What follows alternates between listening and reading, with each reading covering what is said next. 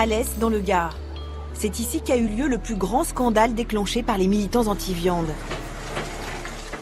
Au printemps dernier, ils réussissent à infiltrer l'abattoir municipal et à en extraire des images inédites. 50 heures de vidéos clandestines, insoutenables. On y voit des vaches encore conscientes au moment où elles sont égorgées. On y voit des cochons descendre dans une fosse, gazés au dioxyde de carbone pendant de longues minutes pour les endormir. Puis saigner alors même qu'ils reviennent à eux. Des mises à mort et des conditions d'hygiène à la limite de la légalité. Un choc. Les images ont fait le tour des médias. La presse parle d'abattoir de la honte, de vidéos de l'horreur. Le maire ferme l'abattoir pendant 1 mois et une enquête judiciaire est ouverte pour acte de cruauté.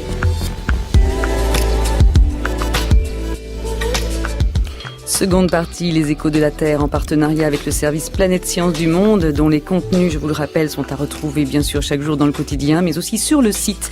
Et en ce 1er janvier 2017, retour sur ce qui a marqué l'année 2016 et qui sera au cœur forcément de l'actualité 2017. La souffrance animale et la réaction d'une population civile choquée par des images souvent insoutenables. Bonjour Audrey Garrick. Bonjour. Vous êtes journaliste au Monde et on vous doit régulièrement des articles sur cette souffrance animale puisque vous suivez effectivement cette actualité depuis quelques années. Bonjour Sébastien Arsac. Bonjour. Et vous êtes un des cofondateurs de l'association L214, association éthique et animaux, qui existe depuis quand maintenant ? Elle existe depuis 2004 pour la campagne sur le foie gras et depuis 2007-2008 pour L214. Et donc, vous avez fondé avec votre compagne, Brigitte Gauthier. Oui, notamment, et d'autres.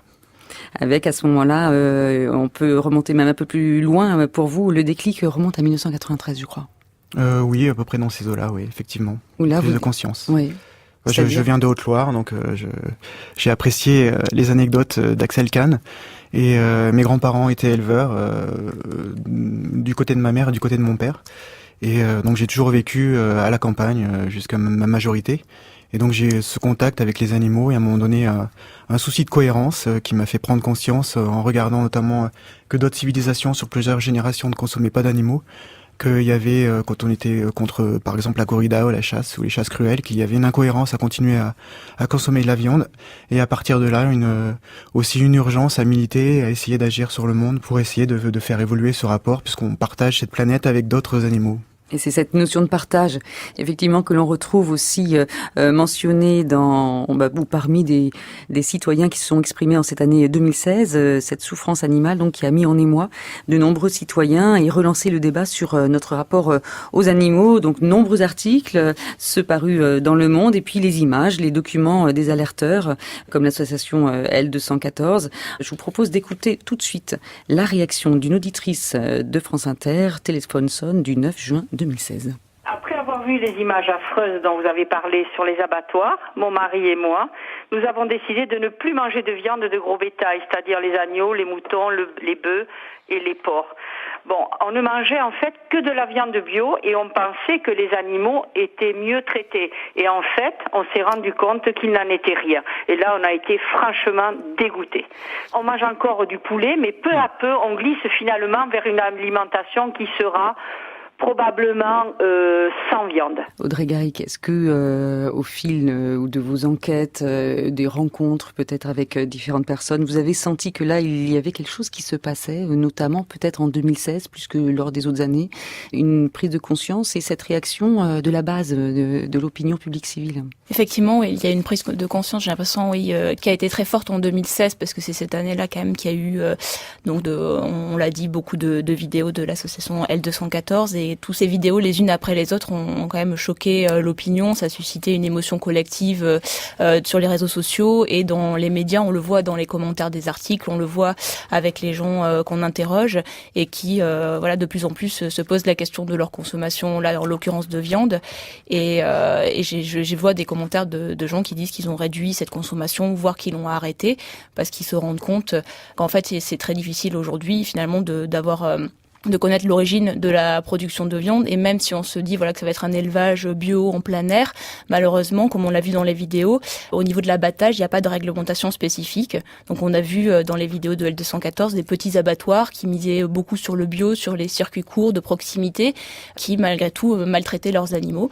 Et donc je pense que ça fait voir l'élevage, donc pas seulement industriel, mais l'élevage tout court, et l'exploitation animale d'une autre façon pour beaucoup de gens en France. Alors avant d'aller plus loin justement sur cette question de l'influence qu'a pu avoir L214 dans cette prise de conscience et sur les comportements alimentaires, rappelons peut-être la loi française donc a reconnu l'animal comme être doué de sensibilité, mais quelles sont les quelques règles qui existent et qui encadrent quand même désormais ce statut et le bien-être animal? Sébastien Arsac. C'est au niveau européen aujourd'hui que ça se passe essentiellement. Donc il y a des directives, les premières ont été sur le transport dans les années 71, et puis des directives sur différents types d'élevage, sur les cochons, les poules pondeuses, etc. Et puis des règlements sur l'abattage. Aujourd'hui, tous les abattoirs européens sont soumis aux règles d'un règlement de 2009 qui doit s'appliquer. Le grand principe, c'est que les animaux doivent être étourdis avant d'être mis à mort. Et on voit très bien sur le terrain que c'est pas du tout le cas. Et on voit dans les différentes études scientifiques que à peu près 15% des animaux sont pas étourdis au moment de leur mise à mort. Et aujourd'hui, en fait, avec la reconnaissance de la sensibilité des animaux, on a vraiment là sur le cœur en fait de l'engagement et de l'interrogation qu'on a sur la vie des animaux. Les animaux sont sujets d'une vie. Donc tout à l'heure, quand on choisit sa vie, les animaux aussi aimeraient choisir leur vie et ils luttent pour leur vie jusqu'au dernier moment dans les abattoirs. Donc dans le règlement aussi, on devrait tenir en compte de leur stress, de leur souffrance.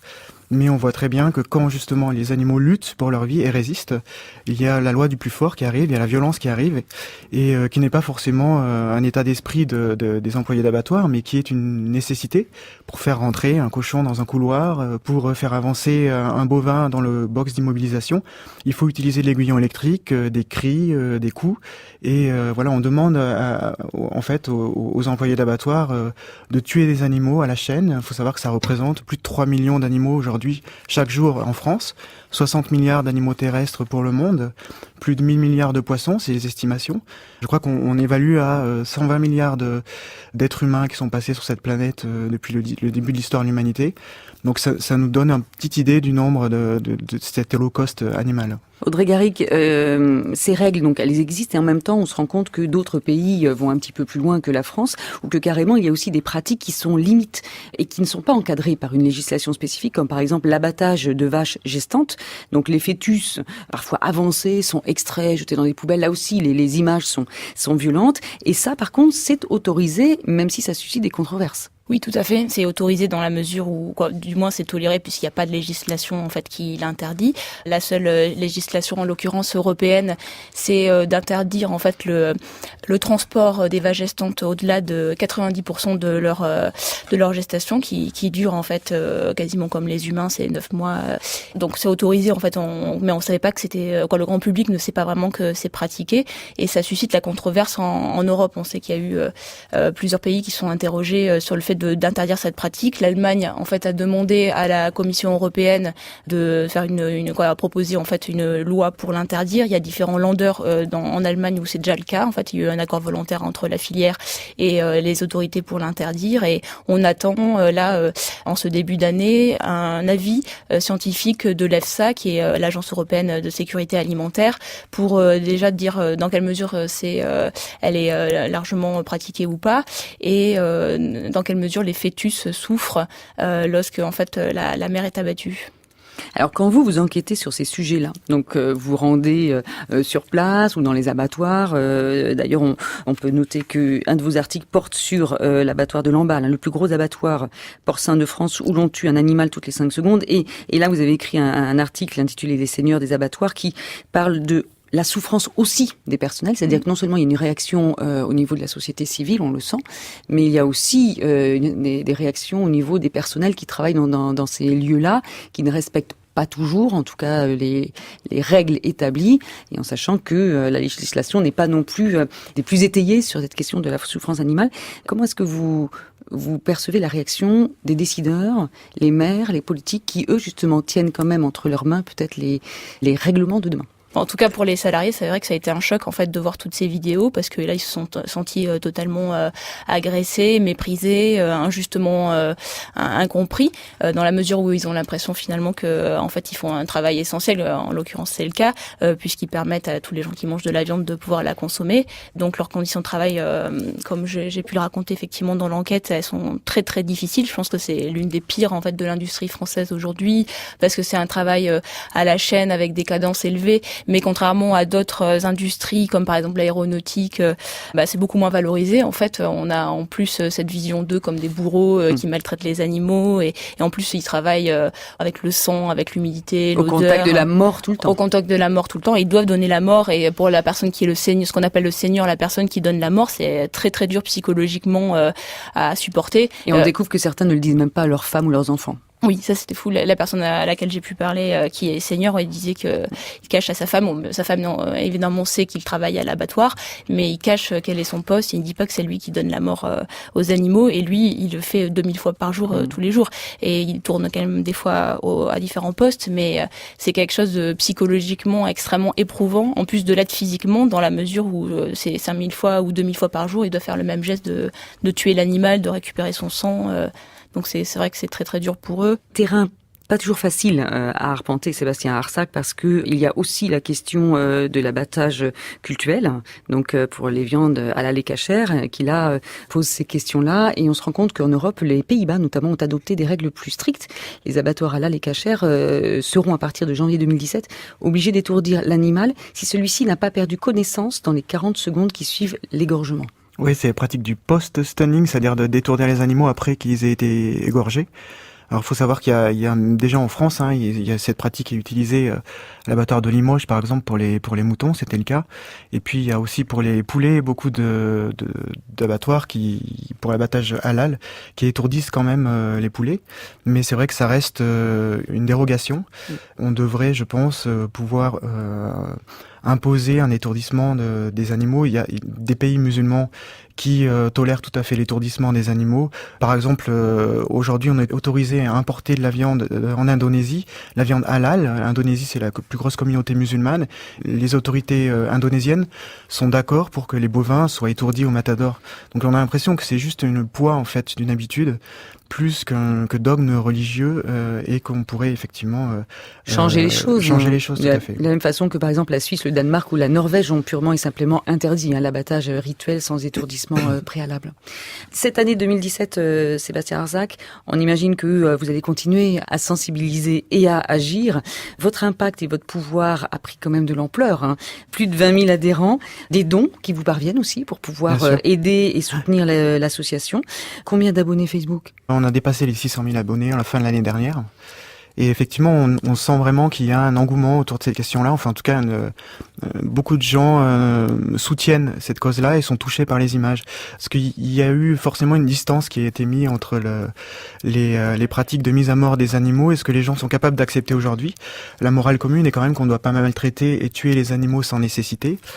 Et il y a eu une occultation en fait de cette mise à mort. Donc, au 19e siècle, 20e siècle, on a mis les abattoirs loin des villes pour des questions d'hygiène, mais aussi de moralité publique.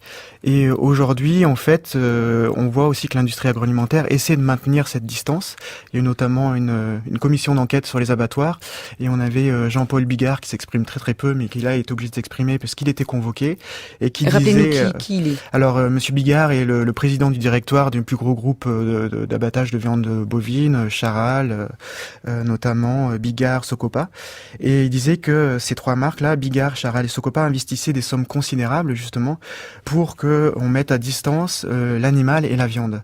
Le foie gras, il faudrait qu'on le cueille dans les arbres. Voilà.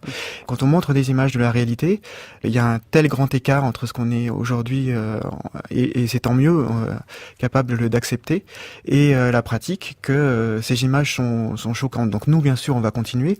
Et puis aussi, on a en éthologie, on découvre que le monde mental des animaux en général est bien plus vaste que ce qu'on avait pu imaginer jusqu'ici.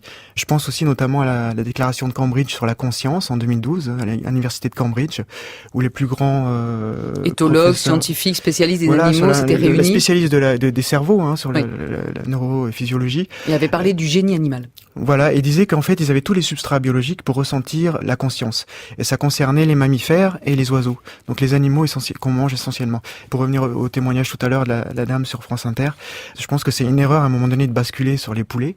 Les poulets, c'est 800 millions de poulets qui sont tués chaque année dans les abattoirs en France. Et ce sont des conditions terribles puisque la sélection génétique a fait que ce sont des animaux qui arrivent même plus à supporter le poids de leur corps aujourd'hui. Alors vos vœux pour 2017, hein, tous les deux, Sébastien Arsac d'abord. Qu'on puisse progresser, que je pense que la question animale prenne aussi son envol dans la sphère politique. On l'a vu un petit peu justement avec la commission d'enquête sur les abattoirs. On voit que chacun des partis politiques aujourd'hui ils ont pris en compte l'environnement et qu'on commence à avoir des avancées sur ce thème-là, que ce soit aussi la question animale qui soit un vrai débat. Je crois que c'est Derrida qui disait que ça devait être la question animale devrait être la question du 21e siècle. Voilà, on partage une planète avec d'autres animaux. On se rend compte que ces animaux sont sujets d'une vie, ont des intérêts propres qui sont indépendamment des nôtres. Et il y a un livre Zoopolis qui étudie cette question-là. On devrait aujourd'hui vraiment se tourner vers ces questions-là de partage de la planète avec les autres. Audrey Garrick. Oui, que cette question animale continue finalement d'occuper tout l'espace politique, médiatique, comme ça a été le cas en 2016. J'espère qu'on aura toujours ce foisonnement-là de débats, de colloques, d'ouvrages en fait, d'éthologues, de scientifiques, de philosophes, etc. Et d'avoir d'autres enquêtes de L214 à couvrir. Et pouvoir accéder librement à ces lieux dans lesquels, on le rappelle, il y a la souffrance animale et la souffrance humaine. Merci à tous les deux.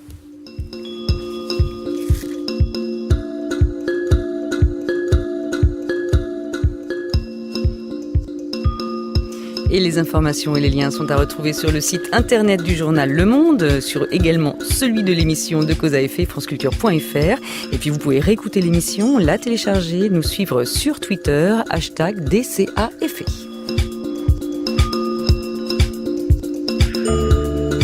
Très belle année 2017 à tous et merci de votre fidélité. Merci à toute l'équipe qui m'entoure. Notre attachée d'émission Catherine Donnet, Anaïs Morales qui déniche avec Caroline Chaussé les illustrations sonores. Je pense aussi à Vanessa Chang et ses références bibliographiques. Et puis bien sûr, Anne Gouzon et sa revue de web environnement que vous pouvez retrouver sur le site de l'émission.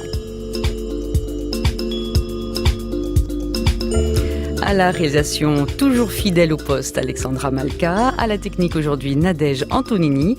Et puis n'oubliez pas, dans un instant, suite de vos programmes, bien sûr, sur France Culture, à 17h, vous avez rendez-vous avec Rue des Écoles.